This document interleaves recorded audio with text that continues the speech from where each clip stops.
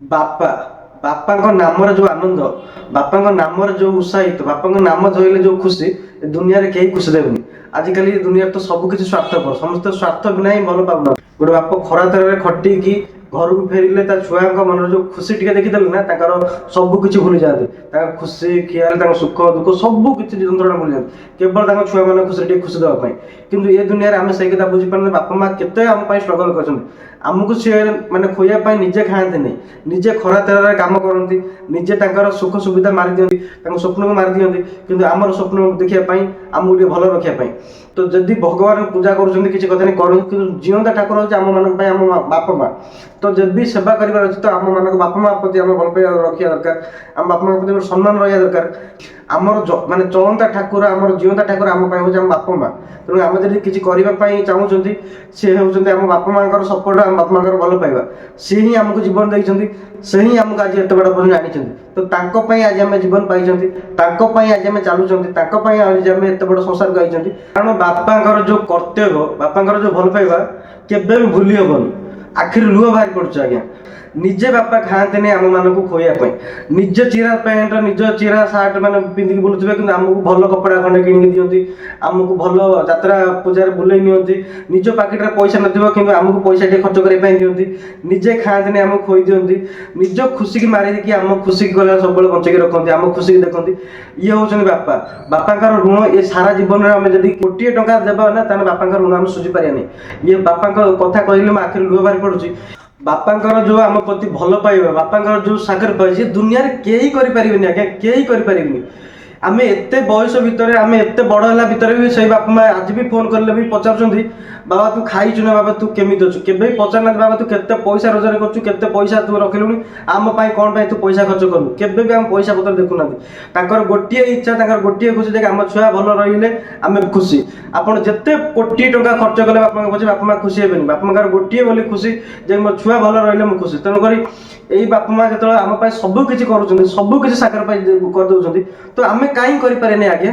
ବାପା ମା ଯେପର୍ଯ୍ୟନ୍ତ ବଞ୍ଚିକି ରହିଛନ୍ତି, ଆମେ ତାଙ୍କ ସେବା କରିବା ଦରକାର, ତାଙ୍କୁ ସବୁବେଳେ ଭଲ ପାଇବା ଦରକାର। ତାଙ୍କୁ ସବୁବେଳେ ଗୋଟେ ମନ୍ଦିରରେ ଯେମିତି ଆମେ ଭଗବାନ ପାଖକୁ ଯାଇ ପୂଜା କରୁଛୁ, ତାଙ୍କୁ ସବୁବେଳେ ଘରେ ଆମର ଜିଅନ୍ତା ଠାକୁର ସେମାନେ ଅଛନ୍ତି।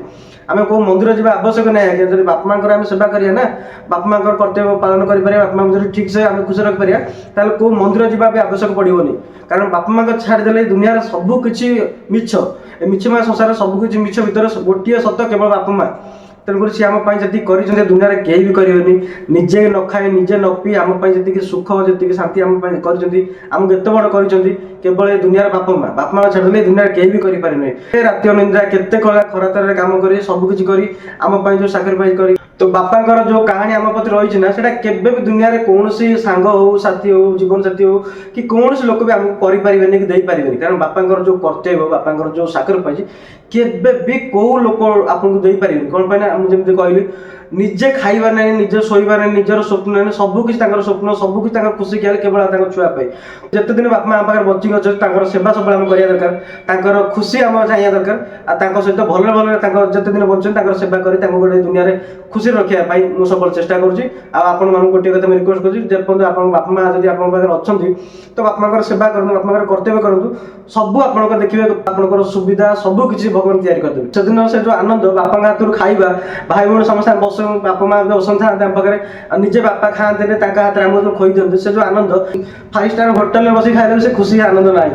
କାରଣ ବାପା ମାଙ୍କ ହାତରେ ସେ ଯୋଉ ସ୍ୱାଦ, ବାପା ମାଙ୍କ ହାତରେ ସେ ଯୋଉ ଆନନ୍ଦ, କୌଣସି ରେଷ୍ଟୁରାଣ୍ଟ କି କୌଣସି 5 ଷ୍ଟାର ଦେଇପାରିବେ।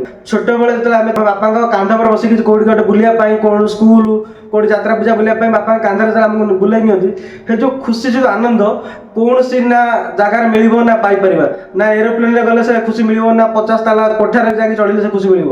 ବାପାଙ୍କ କାନ୍ଧ ଆମ ପାଇଁ ବହୁତ ବଡ଼ ମାନେ ଖୁସି ଥିଲା, ବହୁତ ବଡ଼ ଆନନ୍ଦ ଥିଲା। ସେଇ ବାପା ହିଁ ଆମକୁ ଫାଷ୍ଟ ଶିଖାନ୍ତି, ଅ ଆ ହସେଇ ଦେବେ, ସବୁ କିଛି ସେଇ ବାପା ହିଁ ଶିଖେଇଥାନ୍ତି। ତାଙ୍କ ଠାରୁ ଆମେ ଶିକ୍ଷା ପାଇଥାନ୍ତି। ନା କୌଣସି ୟୁନିଭର୍ସିଟି ଫାଷ୍ଟ ଆମକୁ ଶିଖେଇଥାଏ, ନା କୌଣସି କଲେଜ ଆମକୁ ଶିଖେଇଥାଏ। ସେ ବାପା ଆମ ପାଇଁ ସବୁ କିଛି କରିଛନ୍ତି, ତାଙ୍କ ଖୁସି ଖିଆଲି ସବୁ କିଛି ମାନେ ତ୍ୟାଗ କରି ଆମ ପାଇଁ ସବୁ କିଛି ଗୁଡ଼ାକ କରିଛନ୍ତି। କିନ୍ତୁ ଏଇ ବୟସରେ ଆମେ ଯଦି ତାଙ୍କ ପ୍ରତି ସାହାରା ନ ବନିପାରିବା, ଆମେ ଏଇ ବୟସରେ ତାଙ୍କ ପାଇଁ ଯଦି ସବୁ କିଛି ତାଙ୍କ ପାଇଁ ନ କରିପାରିବା, ତାଙ୍କର ଗୋଟେ ସୁବିଧା, ତାଙ୍କର ଖୁସି, ତାଙ୍କର ସେବା ଯଦି ନ କରିବା, ତାହେଲେ ଆମ ଜୀବନର କିଛି ମୂଲ୍ୟ ରହିବନି।